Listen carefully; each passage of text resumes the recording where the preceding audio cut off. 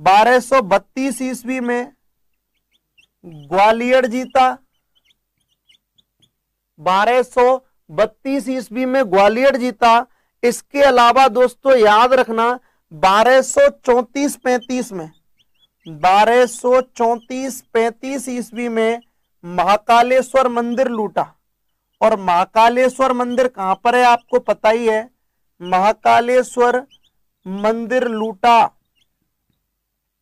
और महाकालेश्वर मंदिर कहां पर है दोस्तों, ये उज्जैन में है। महाकालेश्वर मंदिर कहां पर है दोस्तों, उज्जैन में है। और उज्जैन कहां पर है, एमपी में है, क्षिप्रा नदी के किनारे, क्षिप्रा नदी के किनारे। हम यहां पर बात कर रहे थे दोस्तों इल्तुतमिश के प्रमुख अभियानों की, पतन की, इनकी बातें अपन कर रहे हैं। तो 1226 में रणथंभौर लूटा, 1227 में मंडोर पर आक्रमण किया, 32 में ग्वालियर जीता, 34-35 में महाकालेश्वर मंदिर लूटा। उज्जैन मध्य प्रदेश में है। तो 1230 में प्रमुख अभियान बंगाल पर किया, गवर्नर नियुक्त किया अलाउद्दीन जानी को। 1226 में रणथंभौर लूटा, 27 में मंडोर पर आक्रमण किया, 32 में ग्वालियर जीता। इसके अलावा 34-35 में महाकालेश्वर मंदिर लूटा, उज्जैन वाला। एक बार आप स्क्रीनशॉट ले लें तो बिल्कुल 1227 ईस्वी में नागदा, उदयपुर पर आक्रमण करते हैं। ये नागदा युद्ध होता है। और नागदा युद्ध होता है दोस्तों मेवाड़ के शासक जैत्र सिंह वर्सेज इल्तुतमिश के मध्य। दुर्भाग्य रहा कि इल्तुतमिश इसमें हार गया और राजस्थान में सक्सेस नहीं हो पाया। जैत्र सिंह की क्या हो गई, जीत हो गई। इनका एक क्वेश्चन था दोस्तों बिल्कुल कि 1227 में नागदा का युद्ध हुआ है, नागदा उदयपुर का, जैत्र सिंह और इल्तुतमिश के मध्य, जिसमें जैत्र सिंह की जीत होती है और इल्तुतमिश भाई साहब हार जाते हैं। तो एक बार आप स्क्रीनशॉट ले लें, थोड़ा सा आगे बढ़ते हैं, ठीक है। शासक था जिसने अपने शासन में शैक्षणिक व्यवस्था भी की, शैक्षणिक व्यवस्था इल्तुतमिश ने निर्माण करवाया। देखना दोस्तों इसको, इल्तुतमिश ने निर्माण करवाया। यहां पर निर्माण करवाया है दोस्तों मदरसा-ए मुइज्जी का, मदरसा-ए मुइज्जी, मदरसा-ए मुइज्जी नाम से एक संस्था का निर्माण करवाया जो कि बच्चों को शिक्षा देती थी। मदरसे का निर्माण करवाया। और यह मदरसा दो जगह पर बना, एक तो बदायूं में बना यूपी में, और दोस्तों एक बना दिल्ली में। कहां पर बना दोस्तों, दिल्ली में। तो इल्तुतमिश ने शैक्षणिक व्यवस्था का भी प्रबंध किया उस समय, ठीक है। तो इस समय इन्होंने मदरसा-ए मुइज्जी दो जगह पर बनाया, बदायूं में और दिल्ली में बनाया। और दोस्तों इन्होंने न्यायिक व्यवस्था का भी क्या किया, प्रारंभ किया, न्यायिक व्यवस्था का प्रारंभ किया। इन्होंने न्यायिक व्यवस्था की। और इन्होंने न्यायिक व्यवस्था कैसे की, न्याय की जंजीर स्थापित की, न्याय की जंजीर स्थापित की। जैसा आप मुगल काल में पढ़ोगे कि जहांगीर ने न्याय की जंजीर स्थापित की। ध्यान रखना, जहांगीर के इस मामले में प्रेरणा स्रोत रहे इल्तुतमिश। कहते हैं कि जहांगीर ने अपने महल के बाहर दो संगमरमर के शेरों के गले में दो घंटियां लटकवाई, और उन घंटियों को आकर जो भी बजाता उसको न्याय दिया जाता। तो न्यायिक व्यवस्था या न्याय की जंजीर स्थापित की किन्होंने, इल्तुतमिश ने। और प्रत्येक नगर में दोस्तों न्यायिक अधिकारी, प्रत्येक नगर में न्यायिक अधिकारी नियुक्त किए, न्यायिक अधिकारी नियुक्त किए। प्रत्येक प्रत्येक नगर में न्यायिक अधिकारी नियुक्त किए, उनकी मैं बात करूं, वो न्यायिक अधिकारी था काजी। न्यायिक अधिकारी कौन था दोस्तों? काजी। न्याय की जंजीर तो जहांगीर ने असरद खान जी इनसे प्रभावित होकर ही लगाई है, बिल्कुल इनसे प्रभावित होकर। दो न्यायिक अधिकारी नियुक्त, काजी और अमीर दा। कौन किए दोस्तों? काजी और अमीर दा। बिल्कुल आप सही कह रहे हो, न्याय की जंजीर जहांगीर ने लगवाई थी, लेकिन सर्वप्रथम इन्होंने लगवाई थी अपने महल के बाहर। दो संगमरमर के शेरों के गले में दो घंटियां लटका दी। इनको जो भी बजाएगा उसका क्या किया जाएगा? न्याय किया जाएगा, उसको क्या दिया जाएगा? न्याय दिया जाएगा। भूपेंद्र जी गुड इवनिंग। बिल्कुल बिल्कुल अली अहमद जी, बिल्कुल सर। तो प्रत्येक नगर में न्यायिक अधिकारी नियुक्त किए और दो न्यायिक अधिकारी हुआ करते थे, काजी और अमीरदा। कौन कौन? काजी और अमीरदा। तो समझ लें आप, शैक्षणिक व्यवस्था का प्रबंध करने वाला पहला सल्तनत कालीन कौन सा शासक था या सुल्तान था जिसने शैक्षणिक व्यवस्था का प्रबंध किया? भारत में सर्वप्रथम मुस्लिम शासक। वो कौन है दोस्तों? इल्तुतमिश है। मदरसाए मुइज्जी का स्थापना किया, निर्माण करवाया बंदायूं में और दिल्ली में। न्यायिक व्यवस्था की, न्याय की जंजीर स्थापित की है महल के बाहर। प्रत्येक नगर में दो न्यायिक अधिकारी नियुक्त किए, काजी और अमीरदा।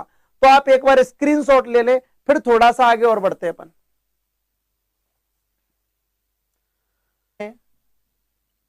इल्तुतमिश के शासन काल में एक तिब्बती संत हुआ करता था, धर्मस्वामिन। एक तिब्बती संत हुआ करता था, धर्मस्वामिन। और धर्मस्वामिन ने नालंदा विश्वविद्यालय का भ्रमण किया। किसके समय? इल्तुतमिश के समय। शासन काल में प्रसिद्ध संत, प्रसिद्ध तिब्बती संत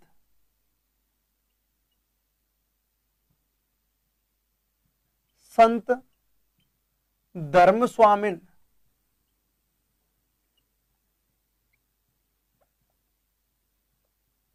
इस धर्मस्वामिन ने भ्रमण किया नालंदा विश्वविद्यालय का, नालंदा विश्वविद्यालय का, नालंदा विश्वविद्यालय का। समझे दोस्तों, शासन काल में प्रसिद्ध तिब्बती संत धर्मस्वामिन ने नालंदा विश्वविद्यालय का भ्रमण किया। नमस्ते भाई राजेश खारिया जी। आगे अपन बात करें इल्तुतमिश के बारे में। इन्होंने दोस्तों एक केंद्रीय सेना का गठन किया। केंद्रीय सेना का गठन किया। उसका नाम था हस्म-ए-कल्ब। पहला शासक, पहला मुस्लिम शासक जिसने केंद्रीय सेना का भारत में गठन किया, वो कौन सी केंद्रीय सेना थी? किस नाम से जानी जाती थी? हस्म-ए-कल्ब नाम से। कैसे ना काय के नाम से? हस्म-ए-कल्ब नाम से जानी जाती थी। कौन सी सेना? केंद्रीय सेना। तो इल्तुतमिश पहला शासक था जिसने केंद्रीय सेना का गठन किया, जिसको हस्म-ए-कल्ब के नाम से जाना जाता था। सबको गुड इवनिंग, गुड इवनिंग भाई। रेखा राज पुरोहित जी गुड इवनिंग। केंद्रीय सेना का गठन किया, इनको हस्म-ए-कल्ब के नाम से जाना जाता था। इनका एक भाई दरबारी विद्वान था, इनका एक दरबारी विद्वान हुआ करता था। इन्होंने एक पुस्तक लिखी है, जमावी उल हिकायत नामक पुस्तक लिखी। किसने दोस्तों? दरबारी विद्वान नरुद्दीन मोहम्मद औफी ने। राम राम भाई, सुखराम कुमावत जी। इधर देखें आप लोग, गुड इवनिंग सबको। शासन काल में प्रसिद्ध तिब्बती संत धर्मस्वामिन था, जो कि भ्रमण करने के लिए नालंदा विश्वविद्यालय आया। इन्होंने केंद्रीय सेना का गठन किया भारत में, उसको हस्म-ए-कल्ब नाम से जाना जाता था। दरबारी विद्वान हुए नरुद्दीन मोहम्मद औफी। इन्होंने एक पुस्तक लिखी है जमावी उल हिकायत। कौन सी पुस्तक दोस्तों? जमावी उल हिकायत नामक पुस्तक लिखी है। तो एक बार आप स्क्रीनशॉट ले लें, थोड़ा सा स्क्रीनशॉट ले लें। और इन्होंने दोस्तों आपको इन्होंने एक कवि को संरक्षण दिया। उन्होंने दोस्तों इल्तुतमिश ने, बड़ा अच्छा। तो इल्तुतमिश के शासनकाल में प्रसिद्ध तिब्बती संत धर्म स्वामी आया ब्राह्मण करने नालंदा विश्वविद्यालय का। इसके अलावा केंद्रीय सेना का गठन हस्मे कल्ब नाम से किया दरबारी विद्वान नरुद्दीन मोहम्मद औफी, जिसने पुस्तक लिखी जमावी उल हिकायत। संरक्षण दिया नासिरी नामक कवि को। सभी के सभी लाइक जरूर कर दें, स्क्रीनशॉट ले लें, फिर थोड़ा सा अपन आगे बढ़ जाते हैं।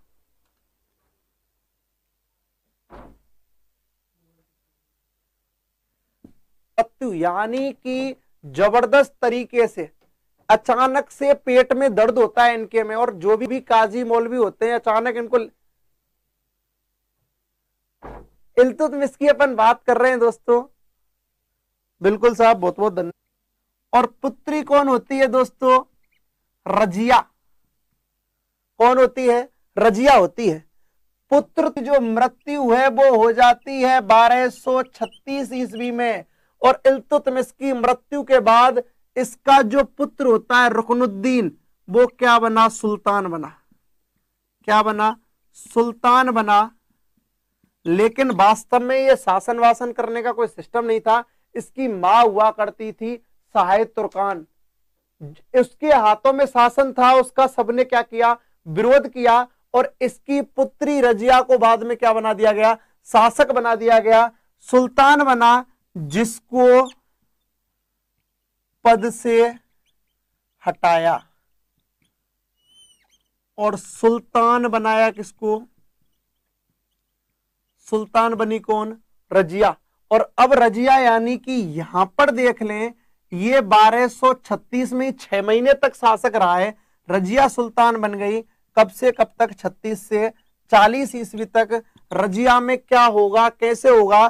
तो अपन दोस्तों बिल्कुल अक्षय टेलर जी, बिल्कुल राजस्थान, हाँ हिस्ट्री कराऊंगा, बिल्कुल कराऊंगा, लेकिन पहले इंडियन हिस्ट्री पढ़ लेते हैं। तो रजिया दोस्तों सुल्तान बनी, और रजिया में क्या हुआ, कैसे हुआ, रजिया कैसे कैसे जो भी है, कैसे कैसे गुंडे आए, तो उन सब की बातें अपन कल करेंगे। आज अपन क्वेश्चनों की बात कर लेते हैं। आज के लिए इतना ही काफी। कलानुक्रम की जगह पे कालक्रम है दोस्तों। कालक्रम में व्यवस्थित करें एवं नीचे दिए गए कूट से सही उत्तर चुनें। बड़ा अच्छा सा क्वेश्चन है, प्यारा सा।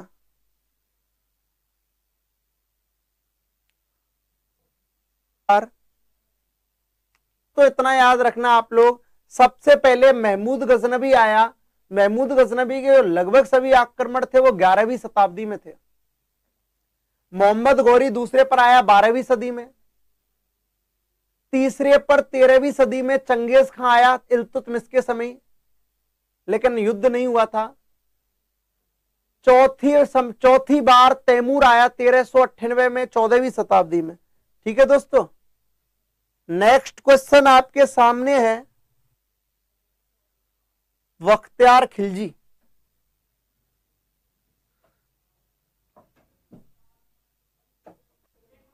विजेंद्र मीणा इदगोरी ने। नेक्स्ट बात करते दोस्तों, नेक्स्ट क्वेश्चन की बात करेंगे अभी थोड़ी देर। मुद्रा लेख के साथ चांदी के सिक्के निर्गत किए, चलाए। बिल्कुल दीपक कुमार जी, तीनों पार्ट कराऊंगा।